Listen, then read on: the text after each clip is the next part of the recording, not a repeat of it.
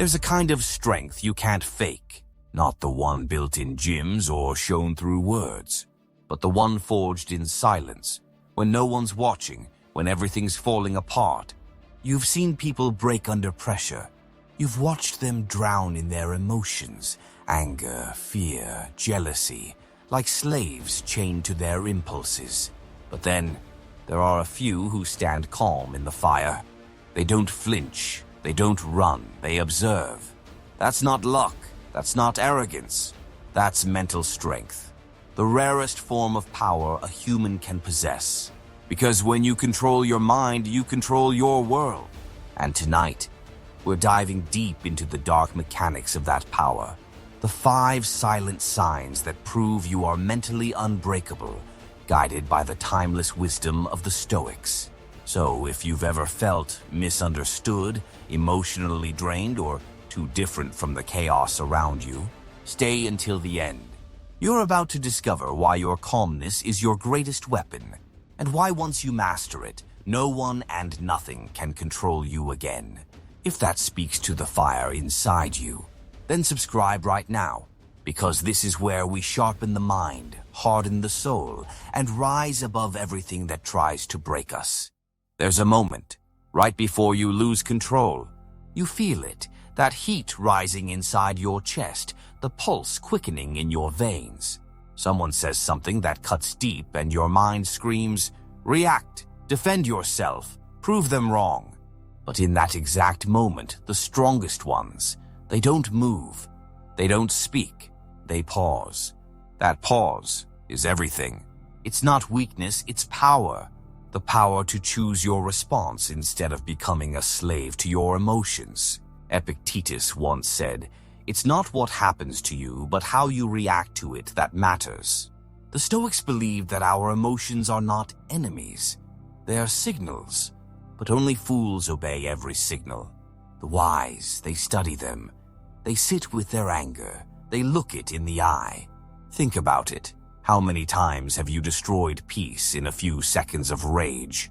Said something you can't take back? Reacted to a moment that no longer even matters? The truth is, reaction feels powerful, but it's the fastest way to lose control. Response, however, is calm, cold, precise. It's when you decide how the storm inside you will move. It's when you take your power back quietly. The Stoics called this mastery of the mind. Seneca warned, "He who angers you conquers you." And that's what we forget. When you react, they own you. When you respond, you own yourself. That's what separates the fragile from the unshakable, the emotional from the enlightened. Because strength isn't about never feeling. It's about feeling deeply, yet refusing to be controlled by it. You stand there, emotions screaming inside you, yet your face remains calm. That's not suppression, that's dominance. And here's the dark truth. Most people will never understand that kind of strength. They'll call you cold, emotionless. But deep down, they'll envy you, because your peace is their chaos. And when they finally realize they can't break it, that's when your silence becomes the loudest sound in the room. But tell me, what happens when that silence starts to scare people? When your calmness becomes more threatening than their anger? That's where true power begins to unfold. And that's exactly what we're about to uncover next. There's a war happening inside all of us. Not the kind with weapons, but the kind fought in silence. Your thoughts against your peace.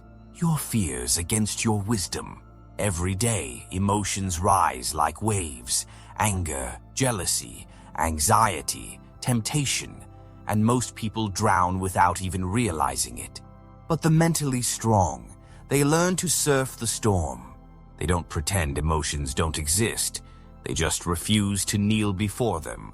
Marcus Aurelius wrote, "You have power over your mind, not outside events. Realize this and you will find strength." That's the Stoic way. To feel everything yet remain unmoved. To let the fire burn, but never let it consume you. Because emotion is like fire. Useful when controlled, destructive when unleashed. So instead of fighting what you feel, you observe it. You let the anger speak, but you don't hand it the knife. You let the fear whisper, but you don't let it steer the wheel. Think about it. How many times has emotion pushed you to make a decision you later regretted? A message you shouldn't have sent. A relationship you should have walked away from. A promise you made out of guilt, not wisdom. The Stoics understood this madness. They trained themselves daily, not to escape emotion, but to see it for what it is. A reaction, not reality. And that's where freedom begins. When you stop being dragged by what you feel and start walking beside it instead. Because here's the truth. People think strength is never crying, never caring. But no, real strength is feeling deeply and still standing tall. Real strength is when your emotions no longer dictate your peace.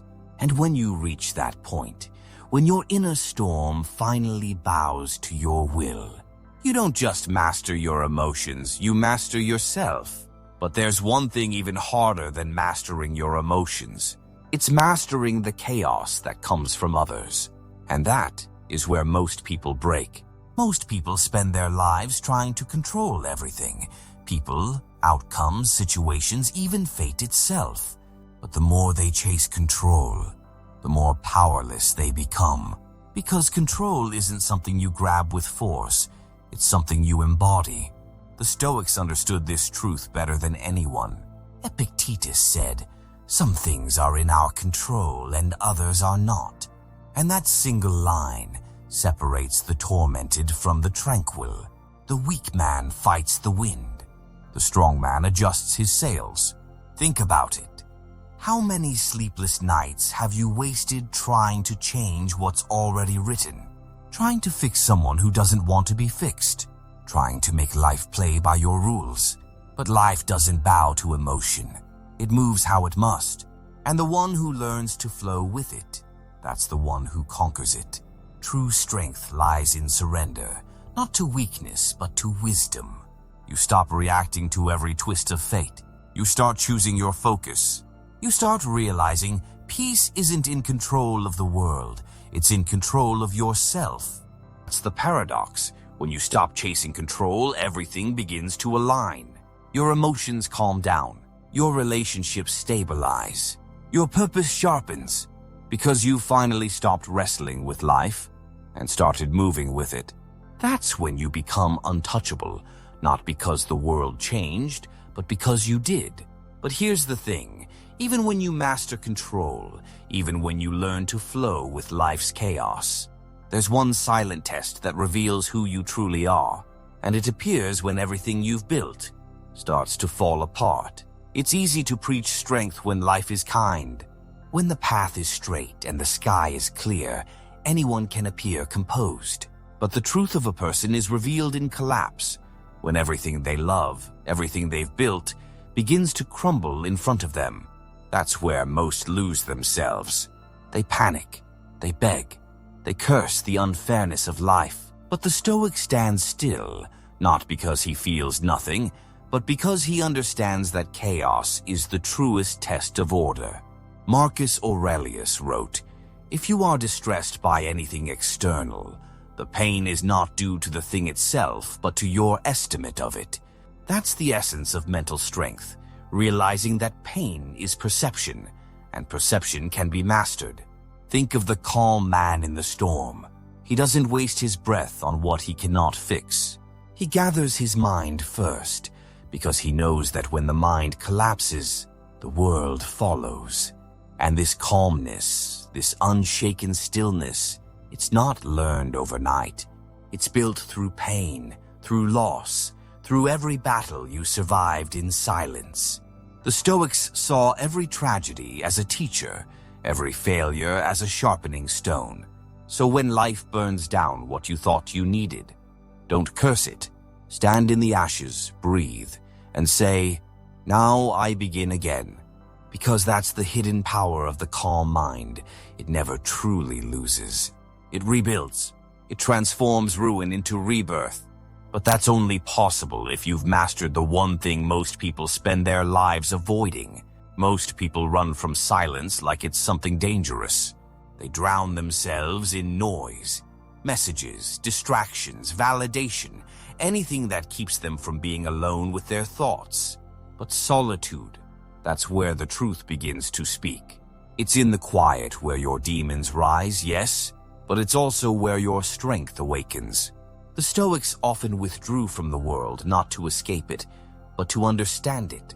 Seneca once said, "Nothing to my way of thinking is a better proof of a well-ordered mind than a man's ability to stop just where he is and pass some time in his own company."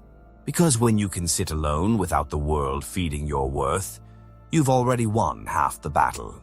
In solitude, your mind becomes a mirror. It shows you everything you've avoided, everything you've buried. That's why people fear it, not because of the quiet, but because of what it reveals.